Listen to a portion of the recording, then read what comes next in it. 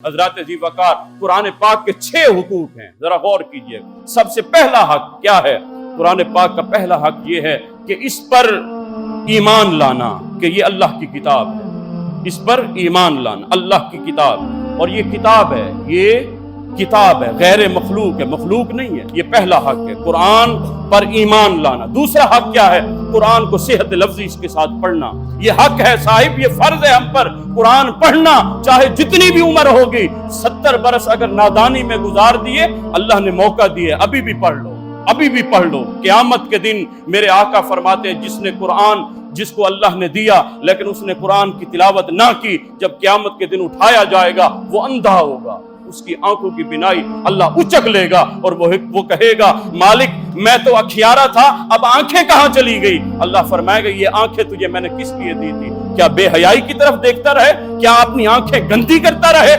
मैंने तुझे ये आंखें दी, इसलिए इन आंखों से तू कुरान की तिलावत कर, लेकिन तूने कुरान की तिलावत ना की। ये दूसरा हक है, कुरान को सेहत लफ्जी के साथ पढ़ना। तीसरा हक क्या है? कुरान के मानी और मफाहिम को समझना। आज भी इंग्लिश का लिटरेचर का कोई खत आ जाए तो आज हम फिर उस खत को क्या सीने से लगा कर रख देते हैं?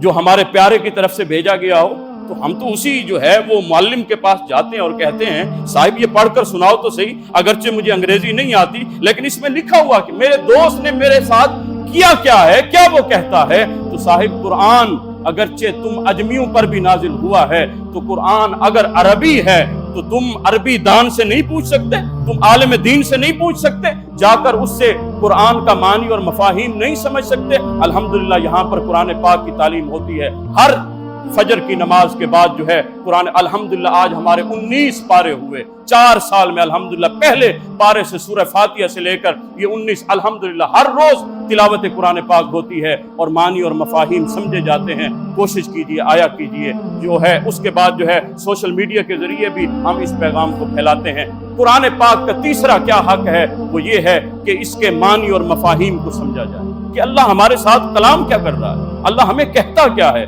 और चौथा हक क्या है? चौथा हक कुरान पाक का ये है कि इस पर अमल भी किया जाए। जो कुछ पढ़ा है, जो कुछ समझना है, फिर उस पर अमल भी करना है। और पांचवा हक क्या है? इसकी इशाअत की जाए, इस पैगाम मोहब्बत को फैलाया जाए। आफाक के हर हर गोशे में कुरान सुनाकर दम लेंगे, अब रुकना नहीं, अब थमना नहीं, फिरदौस में जाकर दम लेंगे। हजरत जी वकार, ये कुरान का हम पर हक है कि इसके पैगाम मोहब्बत को फैलाया। और छठा और आखिरी हक क्या है? वो ये है कि अगर कुरान के खिलाफ कोई उठता है, कुरान की कोई नामूस पर जो है वो आंच डालता है, तो हम मुसलमानों को ये हक पहुंचता है कि उसकी जुबान नोच दें, उसका सर तन से जुदा कर दें और उसका गला कमा कर दें। जो भी कुरान की बेहुरमती करता है, तो हमें चाहिए इसकी हुर्मत की, उसकी नामूस की पासदारी करनी है।